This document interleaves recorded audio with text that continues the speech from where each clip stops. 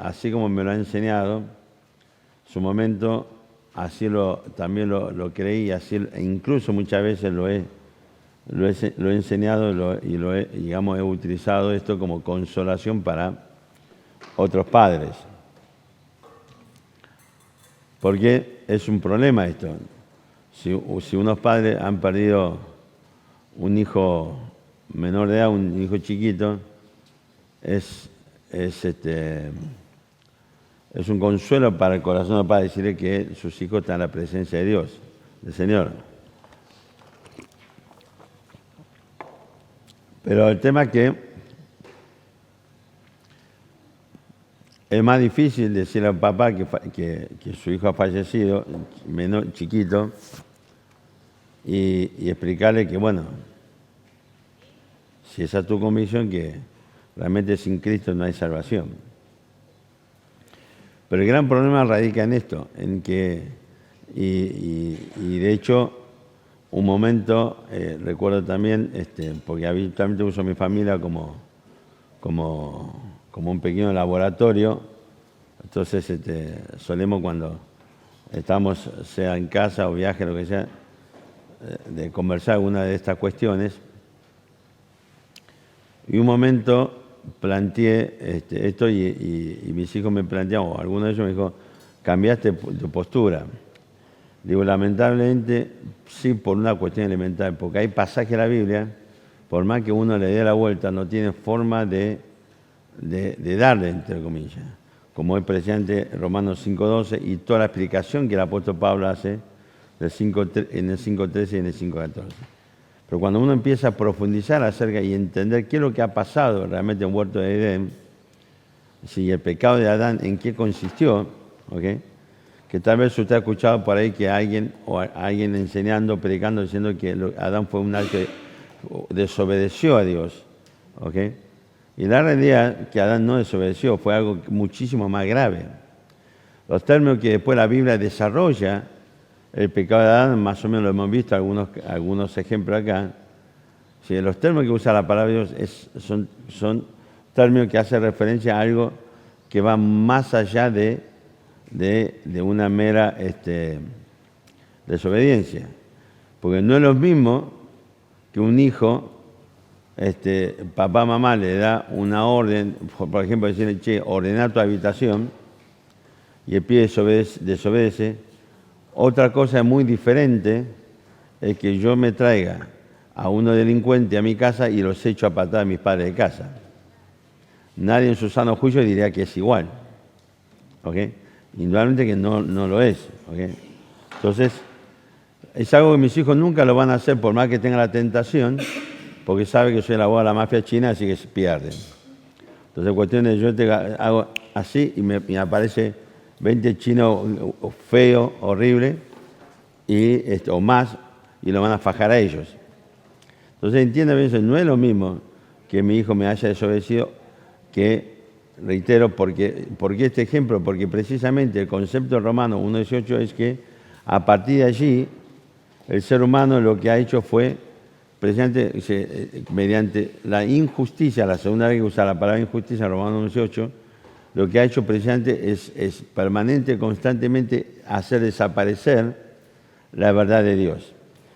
Y una de las formas que han hecho precisamente hacer desaparecer la verdad de Dios es a través de la creación de las religiones. Pues Pablo ya en los primeros versículos dice que en vez de dar, digamos, gloria, adorar al Creador, lo transformaron en imagen de hombre, de animales, cuadrúpedos, aves, reptiles y cosas por el estilo. Fíjese interesante que en todas las culturas antiguas, usted va a ver que en su religión, casualmente, aparecen hombres y animales. En todas las religiones ocurre esta cuestión. Sea en América, fíjese que uno de los dioses de la cultura de lo que es América Central, ¿sí? Es qué cosa. Famoso Quetzalcóatl es qué es. ¿Se acuerdan qué era? ¿Qué es? Es una serpiente emplumada. Por ejemplo, vayamos a lo que es aún las culturas cananeas, vayan, por ejemplo, lo que ha sido precisamente la cultura egipcia, y después todo lo que es la cultura mesopotámica y la cultura del Mediterráneo, vaya hacia el extremo oriente, China o cosas por el estilo, y usted va a encontrar que esto es un patrón constante, permanente. ¿Okay? Su hermano decidió invisibilizar a Dios y en un momento se dio cuenta que necesitaba algo más que meramente decir que Dios no existe, y inventaron o crearon las religiones, y a cada religión le ha dado su Dios. El mundo moderno, las cabezas, los cráneos pensantes, te dice que todo eso son cosas, digamos, del hombre primitivo, que como no conoce la ciencia, entonces crearon el mito de la religión para explicar los fenómenos naturales. Pero nosotros hoy somos hombres pensantes que queremos la ciencia, no necesitamos de la religión. Entonces modifica esta visión de las cosas, pero en el fondo sigue enfrentando el mismo problema, ¿okay? El mismo inconveniente, y es que han transformado la religión en una cuestión, si se quiere, académica, perdón. Pero en el fondo sigue habiendo un problema. Yo recuerdo cuando estaba en primer grado,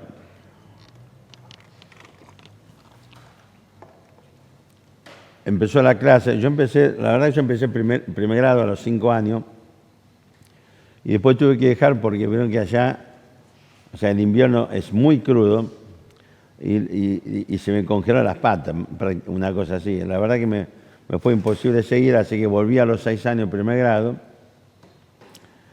Y recuerdo el primer día, no sé por qué lo tengo tan presente, estábamos todos sentados y había 3 maestras adelante, y una maestra empezó a tomar lista.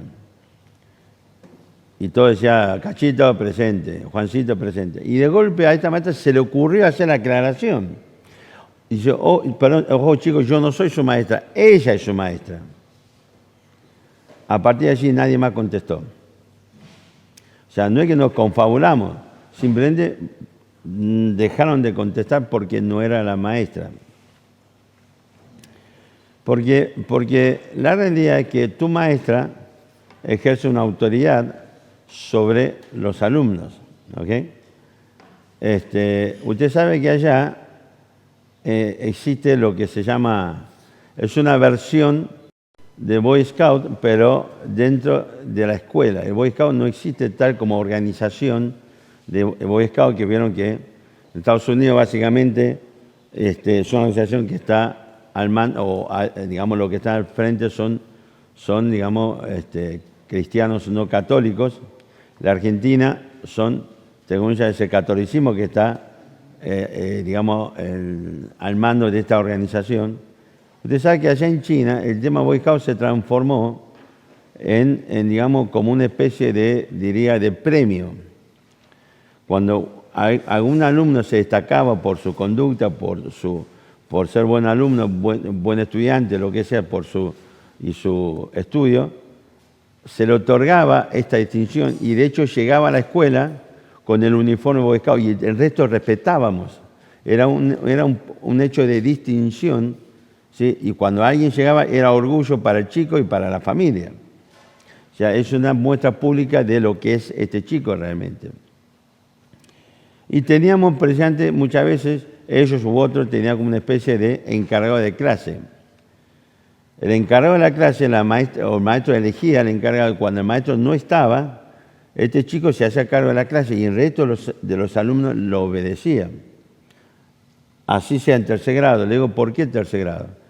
Porque mi hermano estaba en tercer grado, llegó el recreo y me acuerdo un día lo fui a buscar para salir a jugar. Y estaban todos sentados dentro del aula, pero así, rigor mortis, nadie se movía, y había una chica, una estudiante que estaba parada enfrente de la clase. No estaba la maestra. Entonces yo entré y le dije que quería que mi hermano salga a jugar. Entonces me explicaron que no podía porque fueron castigados y estaba en la clase, en pleno recreo, y la maestra no estaba, y esta chica la que estaba al frente del curso, y todos obedecían. Yo le dije, no, yo quiero que mi hermano se haga jugar. Así que apliqué lo que suelo aplicar, una paciencia oriental, me rechifré, la fajé y terminé en dirección. Y llamaron a mis padres. ¿Qué va a hacer? Cosa que pasa, ¿no? Claro, yo quería que me lo haga jugar y la piba no me lo dejaba. Como era el impedimento, así que había que quitar la montaña. Así que procedí a hacer eso. Entonces, fíjese un poco, digamos, este tema. Cuando los padres ejercen el derecho a la patria potestad, es un derecho emergente en principio, por la autoría, entre comillas, sobre los hijos. Son papá y mamá, digamos, fabricó ese pibe, muchas veces viene recontra mal fabricado, y el tema es que por esa razón ejerce lo que es el derecho a la patria potestad. Si usted tiene un negocio, supongamos tiene el boliche de Tiago, supongamos que es con venta al público, y ellos están adentro, con la mesita, todo, y se le ocurre, vieron que muchos restaurantes, lo que sea, usted entra y está la tele puesta y está sin volumen. Bueno, esto no es porque el tipo es una rata que no quiere gastar electricidad, al bajar volumen gasta menos, no. Es un problema, para no enfrentar un problema legal. Si usted ese negocio emite una música, ¿ok?, y aparece un inspector de una organización que se llama, ¿cómo era? Pero bueno, no importa, ya se va a venir a la cabeza, que depende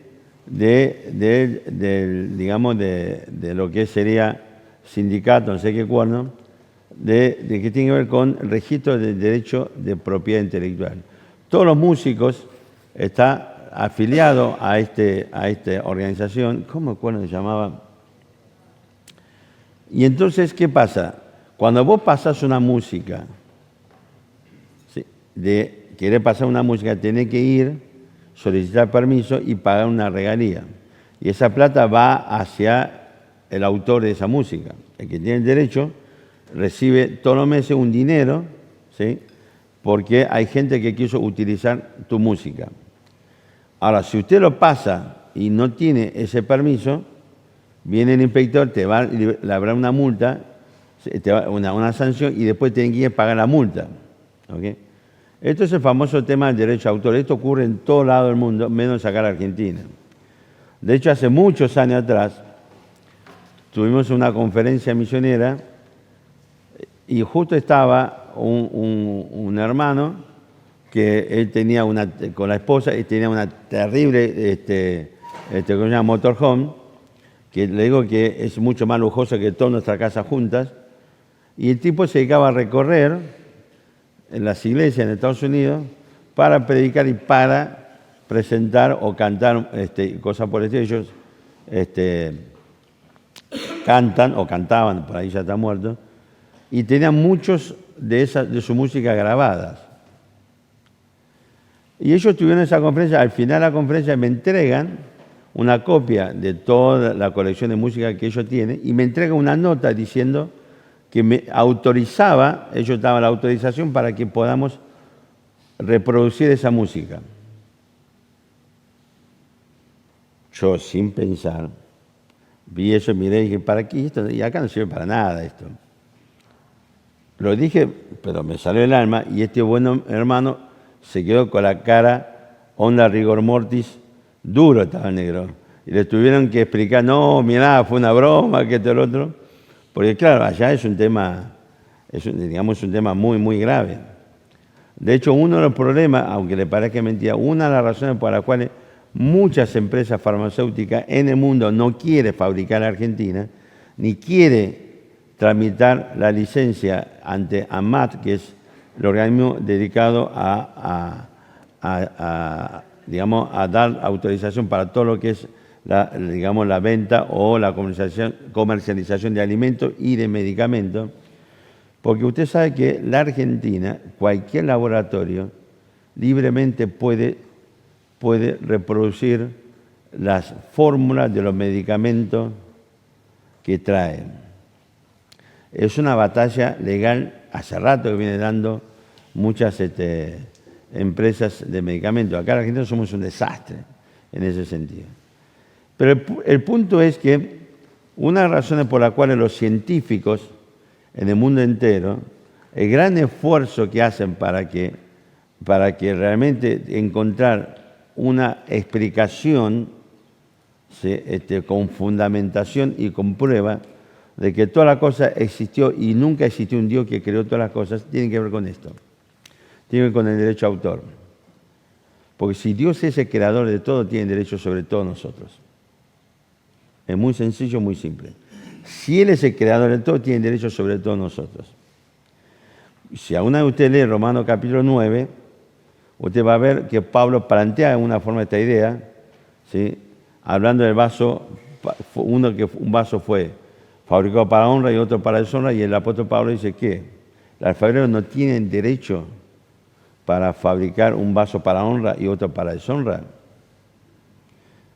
¿Se entiende lo que le digo? El que sí tiene derecho. ¿Ok?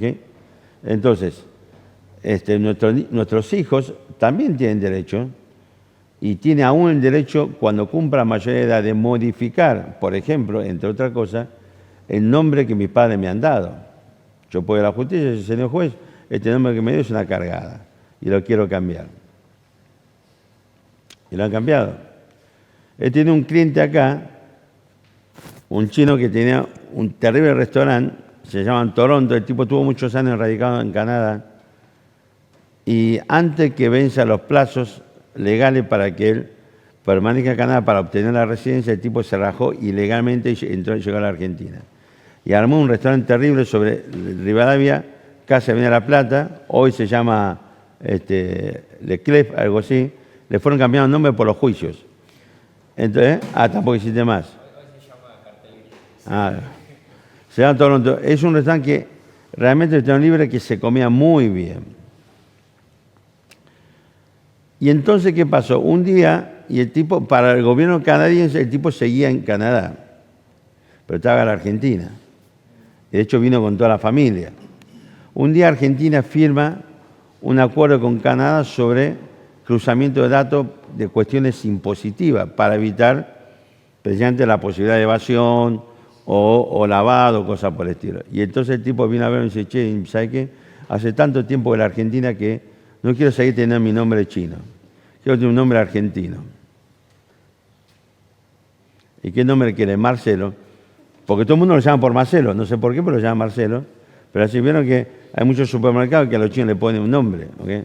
Nosotros cuando llegamos a la Argentina, a todos le pusieron nombre. No sé, a alguien, pero a todos le pusieron nombre. A mí me pusieron por nombre Claudio.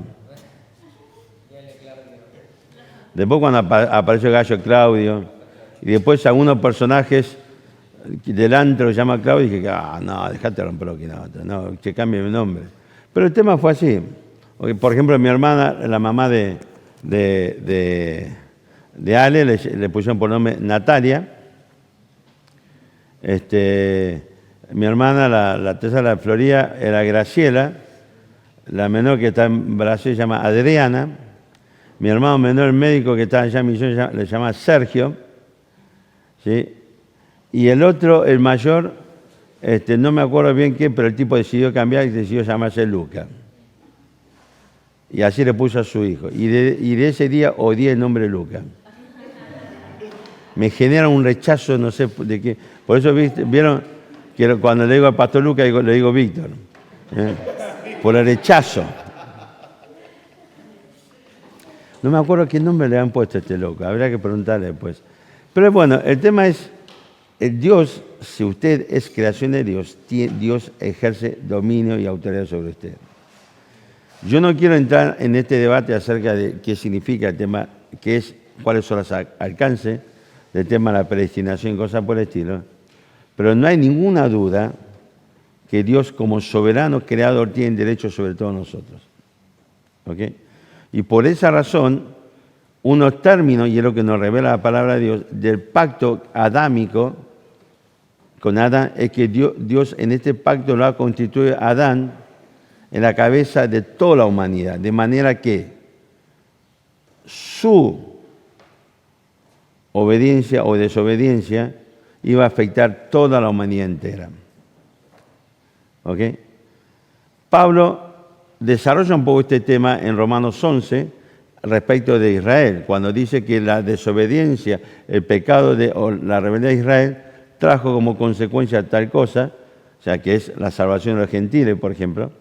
Entonces, fíjese que el punto es que Dios tenía el derecho de establecer con su criatura los términos de un pacto y la consecuencia de ese pacto, y además de toda esta cuestión, Dios tiene el derecho sobre toda su creación. ¿Ok? Es así que ese pecado de Adán, esa rebeldía en el huerto de Edén, sumió a la humanidad entera en la condenación eterna. Desde Adán para acá, toda la humanidad nacemos con la naturaleza pecaminosa. Y es muy interesante, comparen Génesis 5 cuando dice que Abel, Seth, se fue engendrado, o los hijos de Adán, según imagen y semejanza de Adán. Y es interesante entender por qué motivo una virgen debía concebir y por qué motivo en Génesis 3:15 dice, y la mujer. Y habla de la descendencia de la mujer. ¿Ok? Es muy interesante analizar estos detalles para ver cómo ya estaba, por eso le digo, ya en Génesis 3:15, cuando dice la simiente de la mujer, ya estaba apuntando hacia una mujer en particular, tal como aparece en la profecía de Isaías, y su simiente, que es el Señor Jesucristo. ¿Ok? Ahora, esta es la situación de todos nosotros. Y Juan 3:18 dice que el que no cree ya ha sido condenado. Nosotros ya tenemos la sentencia judicial sobre nosotros de la condenación. Por un condito McDonald's. Dígame en qué, en la aseveración de Romanos 5:12, en la consecuencia de Génesis, en dónde aparece el dictado de la sentencia judicial de Dios. Vean, Génesis 3, especialmente a partir, creo que del versículo 12, 11, algo así, empieza hasta el versículo 15, digamos, cuando Dios le dijo a Adán, a Eva y a la serpiente. Compárenlo con Romanos 5:12, dígame en qué se ve que ya ha sido emitido el veredicto judicial. La pregunta es, leyendo estos pasajes de Génesis, cuando Dios habla del hombre, de la mujer, o de Eva y de la serpiente, y comparándolo con Romanos 5:12, yo digo que ya fue emitido la sentencia condenatoria, como dice Juan. Juan nos dice, ya ha sido condenado. Para eso tiene que haber una sentencia judicial. Digo, ¿y dónde está la sentencia? Digo, ¿en qué lugar, en qué momento se ve la sentencia?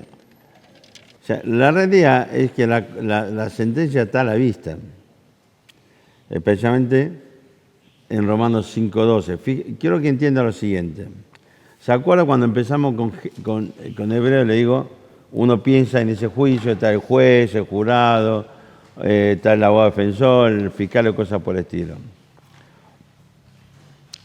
Usted sabe que un proceso judicial es parte de lo que nosotros hablamos de los derechos humanos.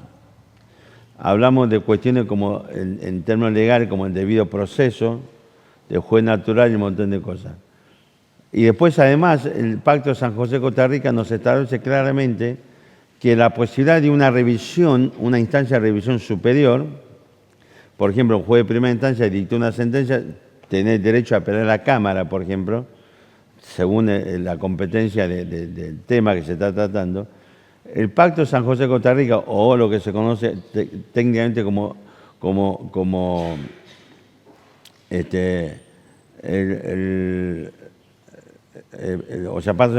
derecho interamericano de los derechos humanos, establece que es derecho humano el derecho a una revisión de una instancia ulterior de una sentencia judicial.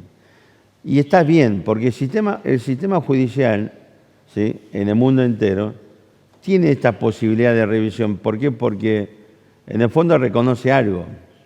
Reconoce la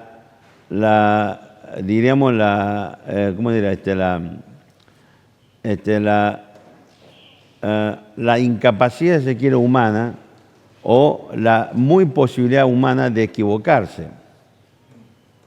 ¿Ok? Antiguamente un rey emitía una sentencia y no había nada que hacer y a veces se cumplía. ¿Ok? Un rey dijo, este tipo es un traidor, sáquelo y córtele la cabeza. No había instancia posible de apelación, de revisión. Pero la verdad es que los seres humanos nos equivocamos y los jueces no están exentos. De hecho, lamentablemente ocurre, a veces los jueces son muy amigos entonces empiezan los problemas.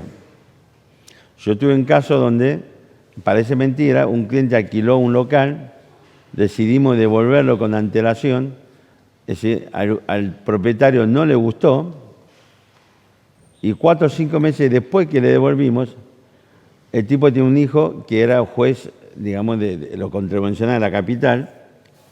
Después de 4 o 5 meses mete una denuncia por daño, hurto, toda la mano en coche, porque dice que los inquilinos cuando se fueron le rompieron, ¿cómo se llama?, la pileta del baño y se robó el inodoro. Ahora, es terrible, pero el juez que entendió el tema no aceptó nada de lo que planteamos. Mi conclusión, indudablemente, por el hijo, y la razón por la que tardó tanto en meter la denuncia, es para que caiga en este juez amigo. Por esa estupidez llegamos a un tribunal oral, a un juez, fuimos a un tribunal oral por esa estupidez. Pero casualmente en ese tribunal oral, el presidente de ese tribunal oral fue profesor mío de la universidad. Aparte con el que hemos tenido una buena relación, así que lo fui a ver, le digo, Doc, pasa esto. Y el tipo dijo, no, porque es una estupidez que tenga que intervenir 3 jueces de un tribunal oral porque supuestamente te robó un inodoro. Pero además nosotros ofrecimos, che, te compro tu inodoro y no me hinches. Y el juez de primera instancia no aceptó nada. Y entonces el presidente del tribunal me dice, mira, escuchame una cosita, subir un poco el ofrecimiento de la compensación, digamos, económica, y yo, digamos, te acepto todo el pedido, como que se cierra con un juicio abreviado. Le digo, el tema, y le digo, me dice, mira, vas a tener que hablar con la fiscal.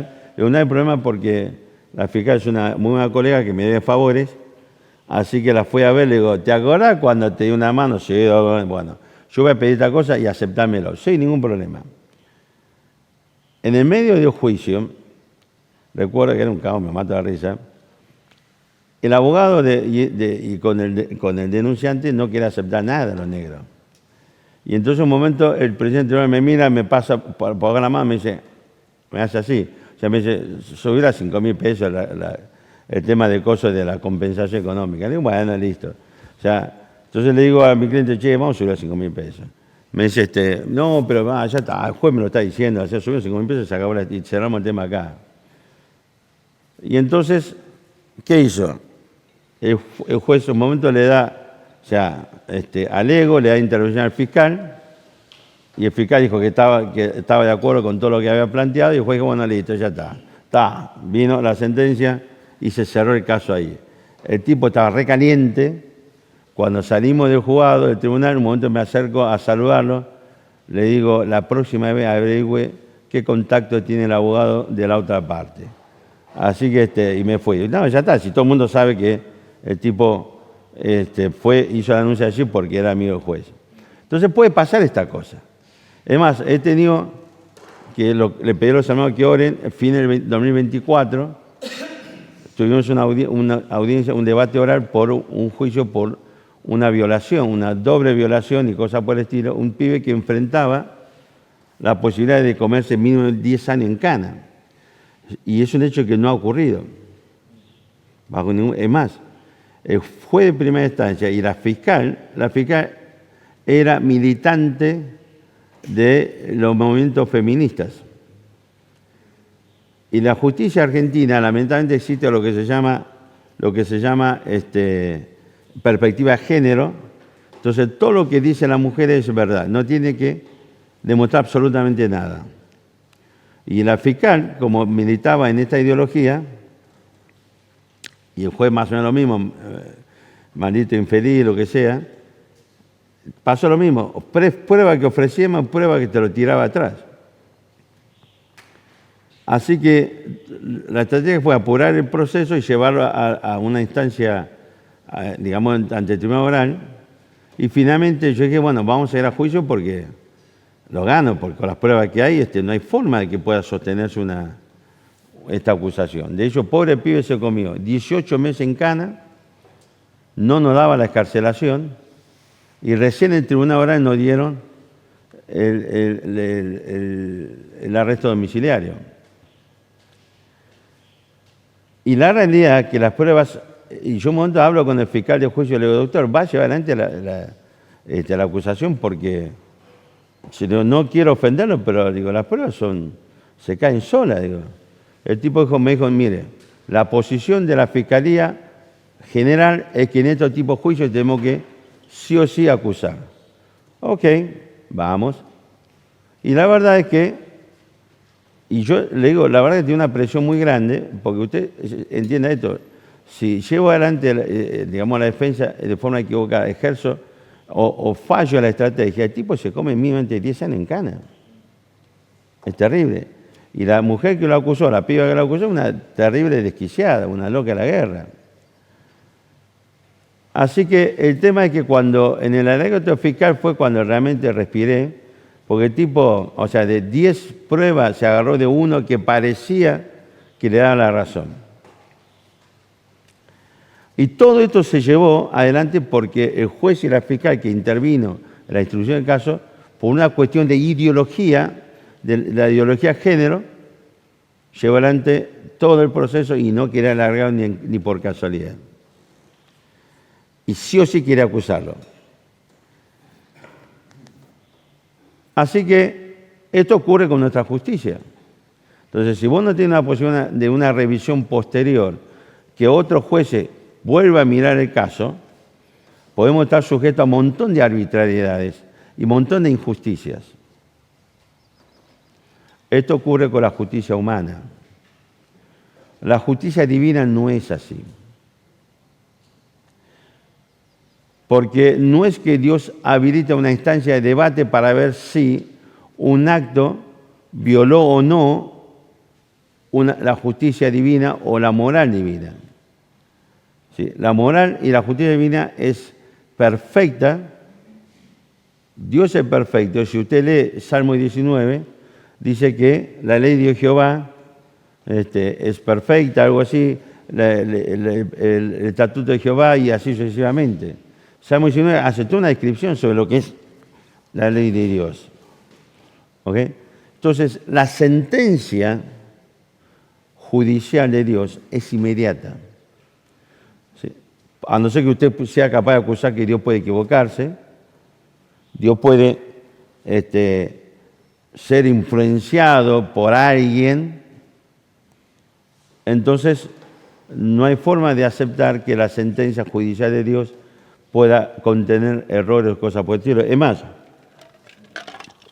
¿se acuerdan? Veíamos en Romanos 8, estamos terminando Romanos 8 después de más de un año, cuando dice Romanos capítulo 8, versículo 32, dice, no escatimó ni a su propio Hijo. La palabra escatimar significa ¿qué cosa? Que Dios no tuvo ni siquiera ningún tipo de miramiento por su Hijo. Que Dios descargó la totalidad de su ira, Romanos 18, la ira de Dios que se enciende del cielo, toda esa ira fue descargada sobre su Hijo. Dios no tuvo un ápice de contemplación por su Hijo al morir en la cruz de Calvario por nuestros pecados. ¿Ok? Así que siempre la sentencia judicial de Dios es un acto inmediato. Por esa razón, inmediatamente que el hombre pecó, Dios ya emitió la sentencia sobre la serpiente y pondré enemistad entre ti y la mujer, entre tu simiente y la simiente suya. Esta, la simiente de la mujer, te herirá en la cabeza y tú le herirás en el calcañar. Ya está, es una sentencia, ya fue establecida. No hay forma que esto se modifique. Solo faltó el tiempo de Dios con Cristo aquí en la tierra, y en Juan se nos anuncia que el príncipe de este mundo ya ha sido juzgado y el príncipe de este mundo ya ha sido echado fuera. Por esa razón, la sentencia de Romanos 5:12, la muerte entró por el pecado, el pecado por un hombre, y todos en Adán hemos pecado. La sentencia, la condenación es inmediata, la muerte. No hubo una instancia de revisión, sino que ya Dios emite su veredicto. Este veredicto ya está incita ¿en dónde? Implícita o explícita en la misma ley. Pues Dios le dijo a la mujer y le dijo a Adán, el día que hagan esto van a morir. O sea que inmediatamente que cometió la infracción, vino la consecuencia de forma inmediata. La sentencia judicial de Dios es inmediata. ¿Ok? No existe esta posibilidad que nosotros acá, en esta instancia, los abogados, en un proceso previo, estamos pidiendo la excarcelación, o si está prófugo pedimos la exhibición de prisión o la exención de prisión, lo que sea. Discutimos al juez que aquí no está establecido los recaudos del Código Procesal Penal, como es posibilidad de fuga, de entorpecimiento de la investigación, lo que sea, y que por lo tanto le tiene que dar la excarcelación. Y si no me lo da, voy a apelar a la Cámara. Bueno, aquí con Dios no existe esa posibilidad. ¿Por qué? Porque el veredicto de Dios es inmediato, ¿sí? Inmediatamente que se cometió el pecado. Por esa razón, en Adán la humanidad entera ha sido condenada. Por eso nacemos ya con la condenación del pecado sobre nosotros. No importa si cometiste un pecado, pero lamentablemente, quieras o no, todos los seres humanos vamos a cometer pecado. ¿Cuándo es el primer pecado? No tengo ni idea, porque no tengo recuerdo de eso. Pero no me van a decir que un chico de menos de 1 año no sabe desobedecer. Sí lo sabe. ¿Ok? Entonces, la realidad es que todos nacemos ya bajo la condenación de Dios, y como nacemos con esa naturaleza pecaminosa, usted y yo sí o sí vamos a pecar. Por eso le digo, no es que quiera, digamos, ponerle un mote raro a su hijo, como pasó el día que tratamos este tema, ¿sí? Cómo pastorear el corazón de tu hijo, hablando precisamente del tema de la crianza. Usted tiene que comenzar a criar a su hijo con esta pauta fundamental, esta premisa fundamental. Su hijo es un monstruito, una bolsa de naturaleza corrompida que está simplemente esperando la primera oportunidad para que aflore ese monstruo. Esto ocurre con todos, con lo suyo y con lo mío, absolutamente todos, ¿ok? Porque así somos nosotros los seres humanos. Pero el gran problema es que después, los padres cristianos particularmente, queremos ser más misericordiosos y piadosos con Dios, y empezamos a justificar absolutamente todas las cosas. Y una de las cosas que primero justificamos es que mi hijo todavía es inocente, y una vez que ya creció no tiene forma de justificarlo, y por las cosas que hace, y decimos, no, pero no te preocupes, él es salvo. Qué grave y, digamos, error que cometemos los padres cuando queremos justificar a nuestros hijos diciendo que es salvo. ¿Cómo lo sabes? ¿Cómo sé yo que soy salvo? Porque esto es una cosa muy abstracta. Sí. Cuando uno dice, alguien dice, yo soy salvo, ¿cómo se ve? Muchos de los términos de la Biblia son conceptos abstractos. Por ejemplo, la palabra amor. El amor es un concepto abstracto. ¿Cómo ves el amor? Vos decís, mirá, viste el terrible globazo que tiene arriba de la cabeza, dice amo a, y lo ve medio mundo. ¿Se imagina a Hugo con ese globito de Morondanga? Lo mismo la fe. No es que uno se encuentra con un hermano de hace mucho tiempo. ¿Qué haces, hermano, tanto tiempo? La pucha, lo que creció tu fe en estos años. Mirá, tenés prácticamente un globo terráqueo sobre tu cabeza. Son conceptos abstractos. No se ve sino en los hechos. Juan 3:6 dice, porque de tal manera amó Dios al mundo, si ahí se termina la frase, tenemos un problema. ¿Cómo sé yo que Dios amó al mundo o a la humanidad? Después nos dice, porque de tal manera amó Dios al mundo que ha dado a su Hijo unigénito. Los conceptos bíblicos son conceptos que se manifiestan a través de los hechos, las acciones. Quiero darte una pequeña noticia. Dios, lo que Dios hace, todo lo que podemos saber de Dios se ve a través de los efectos. ¿Ok? Y así es como Dios diseñó la salvación en la vida cristiana. Todo lo que yo veo de Dios es a través de los efectos. ¿Ok? Fíjese, Romanos capítulo 1, versículo 18 dice así, porque la ira de Dios se revela desde el cielo contra toda impiedad e injusticia a los hombres, que detienen con injusticia la verdad, de Dios por supuesto. Porque lo que de Dios se conoce les es manifiesto, pues Dios se lo manifestó. Porque las cosas invisibles de Él, su eterno poder y deidad, se hace claramente visible ¿desde dónde? Desde la creación del mundo, siendo entendida por medio de las cosas hechas, de modo que no tiene excusas. Entonces Pablo dice aquí, escúchame, el hombre no tiene excusas delante de Dios de que no sabía que existía un Dios. ¿Por qué? Porque el eterno poder y deidad fue claramente manifestado a través de la creación. Lo que Pablo está diciendo aquí es que la creación es una revelación de Dios. ¿Ok? Por esa razón el esfuerzo de la ciencia para decir que no existe un creador. Si no hay un creador, quiere decir que todas las cosas surgió como se pretende del azar.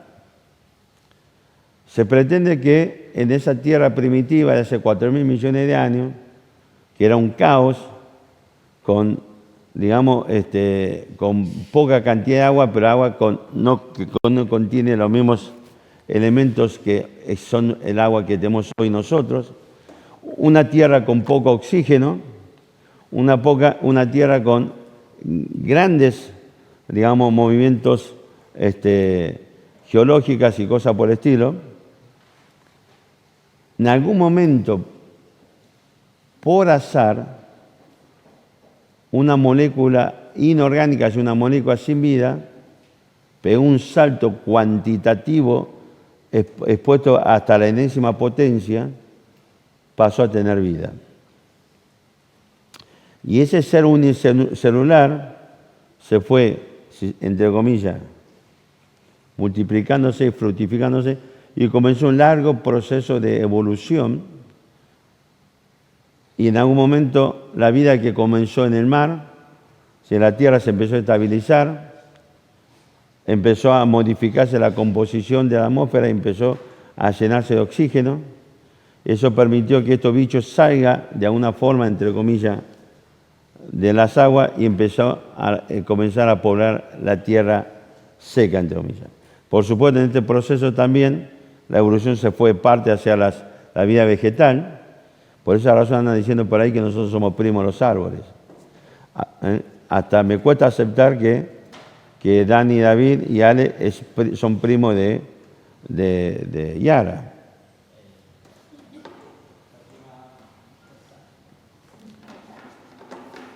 Peor, ya me recriminaron porque me llaman, tenés una nueva sobrina ahora, ¿eh? Pero el tema es que este proceso evolutivo de millones de años, en algún momento aparecieron los monitos, los chimpancés, y siguieron evolucionando hasta llegar a ser la bestia que somos nosotros actualmente. Una parte de la ciencia, entre comillas, ¿no?, que digamos, pretende estudiar la psicología de los animales para entender la conducta humana. Usted es lo que es porque un maldito gorila se cruzó en la línea de sus ancestros, por eso es una bestia como una gorila actualmente. Por eso usted llega a su casa y en vez de darle un beso a su esposa, se para delante de la esposa y dice, ¡oh! Hace una cosa así. Preferimos aceptar eso que aceptar la existencia de un creador. Hay científicos que caen hasta, si se quiere, con todo el respeto que me merecen, hasta la ridiculez. ¿Ok? Uno de los cerebros, si se quiere, también más importantes de los últimos tiempos, un tal Stephen Hawking, ¿okay?, que fue titular de la cátedra de Newton, ¿okay?, ahí en Inglaterra, terminó desarrollando la teoría M, y lo que pretende es que todas las cosas existen a partir de la ley de la física. Y la ley de la física es lo que creó absolutamente todas las cosas. Claro, siempre terminamos con un conflicto. La ley de la física, ¿de dónde viene, loco? Entonces, fíjese que el esfuerzo que el ser humano hace. La pregunta es, usted que dice que es creyente y conoce a Dios, ¿por qué invisibiliza a Dios en su vida? Y usted dice, pastor, ¿de qué me estás acusando? No te estoy acusando, te estoy diciendo lo que pasa en nuestra vida. ¿Y en qué se ve? Que vivimos según unas normas que no son las de Dios. Vivimos bajo normas que no son las de Dios, a quien nosotros decimos que Dios es creador, es sustentador, es dador de vida, es el salvador, y todo. Pero no le damos bolilla. Ahora, la pregunta es muy simple. ¿Cómo sabe usted que es salvo? Porque es fácil decirlo. Acá en Argentina, hace muchos años atrás, y lamentablemente muchas veces estas teorías surgen de personas que me merecen mayor respeto, autores que uno lee. En algún momento un autor importante, no es importante, pero ha escrito varios libros, empezó a decir que en su forma de predicar el Evangelio le empezó a decir al incrédulo, dice que Dios te ama y tiene un propósito para tu vida. ¿Alguna vez escuchó eso? ¿Alguna vez compartió eso? Bueno, no lo haga más porque eso es una herejía gravísima. Dios no tiene ningún propósito para el incrédulo. A ver si nos entendemos. Dios no tiene ningún propósito para una persona que no ha creído en Cristo como su Salvador, más que la condenación del infierno, porque sobre ellos penden, al igual que nosotros, la condenación de Dios.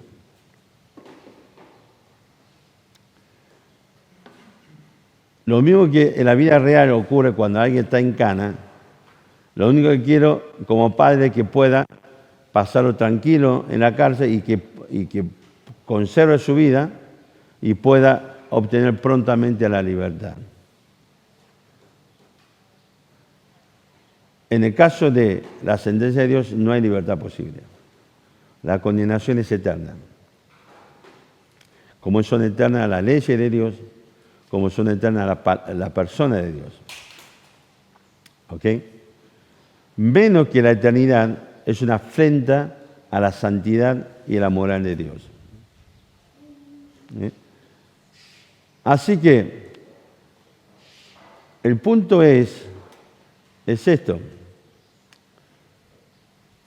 Esta gente empezó a decir esto, que Dios te ama y tiene un propósito para Dios. Es mentira.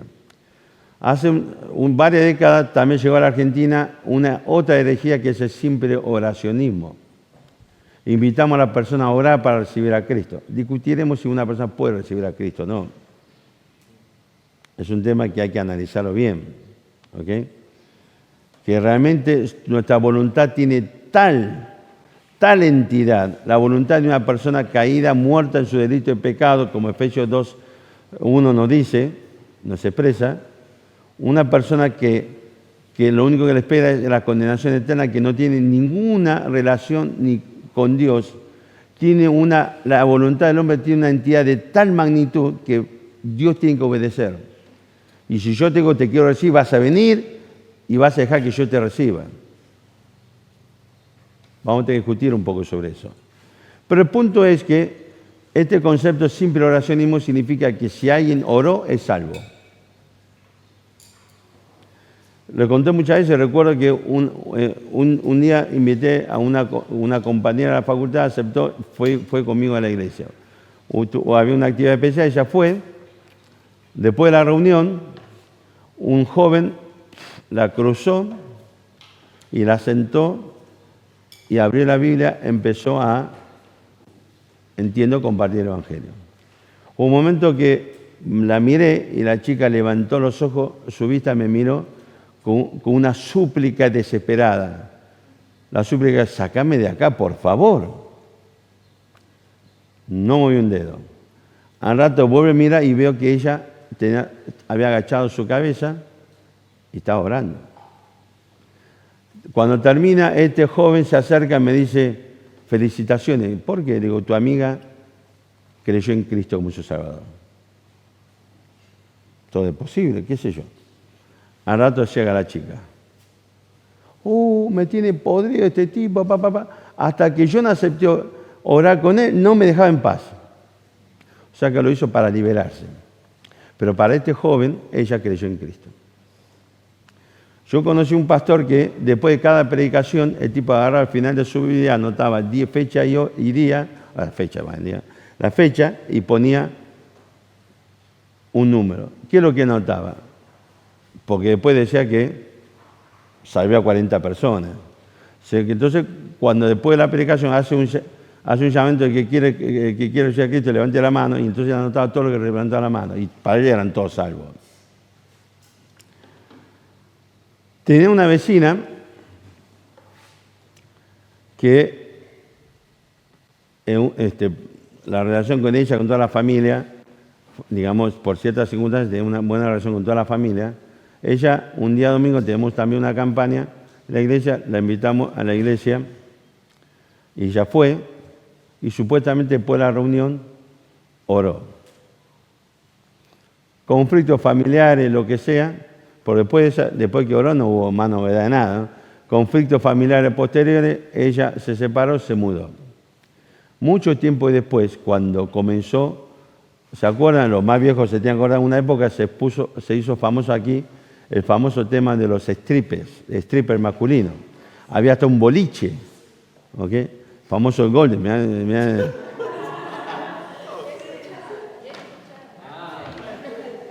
Vieja experimentada de esos ruedos. Y uno de los más famosos que estaba en Recoleta, de los primeros, de hecho, un ex juez nuestro que es muy cuestionado en la época de los Kirchner, se lo encontró dentro de estos boliches. Me lo cruzo un día a la calle, ¿qué hace tanto tiempo? ¿Qué todo? ¿Qué patatín? ¿Qué lo otro? ¿A qué te dedicás? ¿Qué no haces? ¿Qué lo otro? Y me dice, soy encargado de relaciones públicas de este boliche de stripper masculino. Hasta ahí todo tranquilo. Hasta que un momento, corta la conversación, me mira y dice, ¿no querés trabajar de stripper? Me dice, sería el primer stripper oriental. Estaría forrado en guita. Y le dije que sí. No, mentira. No. Ahora, el punto es, ¿era salva? Ahora, tal vez usted dice, bueno, yo no me dedico a esto, pero estoy yendo a la iglesia. Ok. Tengo dos casos. Uno, un tipo, por cierta experiencia, porque cuando su mamá estaba muy enferma, un cura estuvo a su lado siempre y el tipo entendió finalmente que tenía que hacerse católico. Le puedo garantizar que es más fiel que muchos de nosotros aquí presentes siendo creyentes. y va a toda la misa vida por haber. ¿eh? Sí, sé que va a misa de gallo, de pajarito, de loro, de lo que venga, y el tipo está ahí. Tengo otro caso, un amigo que se enteró que su mamá, a través de su mamá, porque vieron que los judíos entienden que la religión se transmite a través de las madres. Y el tipo un día entendió que su mamá, o sus abuelos, aunque nunca practicaron, eran judíos. Y el tipo dijo, yo quiero recuperar mi identidad judía. Y a través del conjunto de ritos se hizo judío. Es más, el tipo está dedicado a convertir al judaísmo a toda su familia. Y le puedo garantizar que cuando hablo con él me siento avergonzado por realmente lo ferviente que es en esa tarea de convertir a su familia. ¿Son salvos? Oye, bueno, no, pero es judío, es católico, ok, usted, evangélico, entre comillas, que hace lo mismo, ¿sos salvo? ¿Se entiende lo que le estoy diciendo? Ahora, fíjese, quiero que entendamos esto. Lo he dicho muchas veces, yo no sé, lamento por lo que no creen en las dispensaciones. Ya lo dijimos Génesis 3.15. Génesis 3.15 es una muestra clara de qué cosa. De que necesitamos de un Dios, de un Salvador, porque nosotros no solucionamos, nuestro propio medio no soluciona el problema del pecado. Las diferentes dispensaciones, por un conito de McDonald's, menos los hermanos de Ciudad Vista, ¿cuántas dispensaciones hay en la Biblia? Son 7 dispensaciones. Actualmente vivimos en ¿qué dispensación? ¿Qué nueva dispensación? Vivimos en la 6ª dispensación. Tuvimos delante nuestro, ¿se acuerdan? Dijimos la dispensación de la inocencia, la dispensación de la conciencia, gobierno humano, promesa, dispensación de la ley, y ahora estamos bajo la dispensación de la gracia, y después nos faltaría la dispensación del reino, y depende de la posición que usted tenga, los 7 años de tribulación será o no será una dispensación diferente, que en todo caso sería 8 dispensaciones. Por supuesto, los ultradispensacionalistas te dividen la vida en 400.000 dispensaciones. Es terrible, pero bueno, es otra cuestión. Ahora, yo creo que una de las razones, y entienda bien qué significa una dispensación.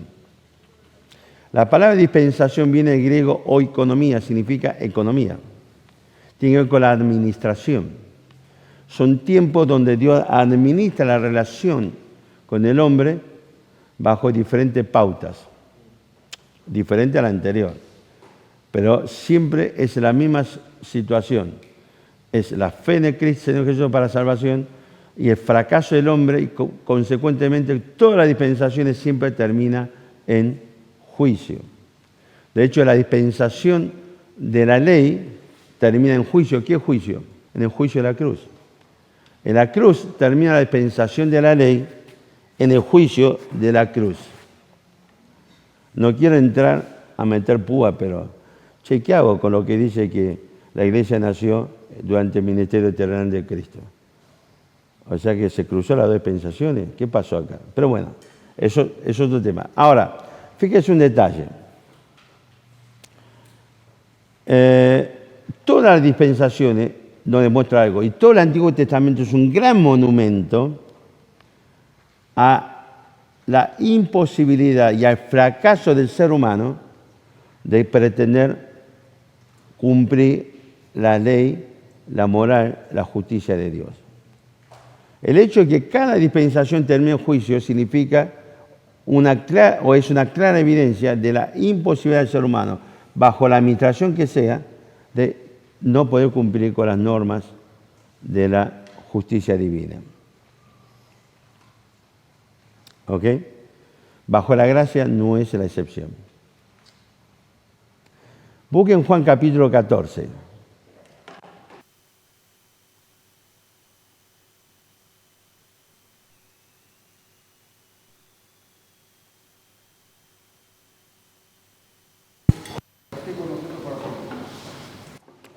El 17. Espíritu de verdad al cual el mundo no puede recibir, porque no le ve ni le conoce, pero nosotros le conocéis porque mora con vosotros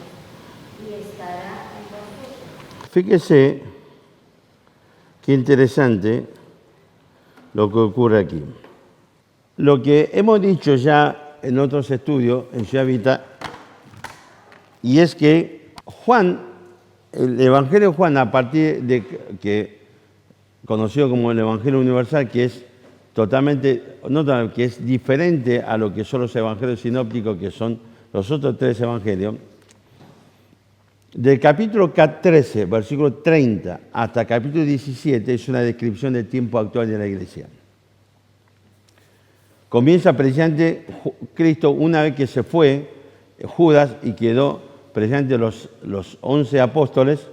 Lo primero que Cristo le dice es anunciar no un nuevo, ¿se acuerdan? Vimos, no significa nuevo como algo diferente, sino que es nuevo en el sentido de, si se quiere, una reversión con un agregado de cosas diferentes a un mandamiento ya existente, que es amar los unos a los otros como yo os he amado a vosotros. Lo primero que Cristo plantea como fundamento para el desarrollo de la relación entre los hermanos en la iglesia es el amor de Dios. Es decir, a ver, ¿qué significa amar a los hermanos? Bueno, Juan, que estuvo presente, esto es un tema importante, porque usted fíjese que muchas veces, cuando uno presenta un proyecto de ley en el Congreso a ser debatido, existe lo que llaman miembro informante. Si a usted le interesa, hay un canal de televisión que emite las actividades en el recinto, tanto diputados como senadores. Usted va a ver que hay lo que se llama un miembro informante. Ese miembro que va a informar acerca del nuevo proyecto de ley que se presenta, y ese que, a su vez, cuando en el debate hay una duda, le pregunta al miembro informante, esto que pusieron, ¿qué significa o por qué lo pusieron así?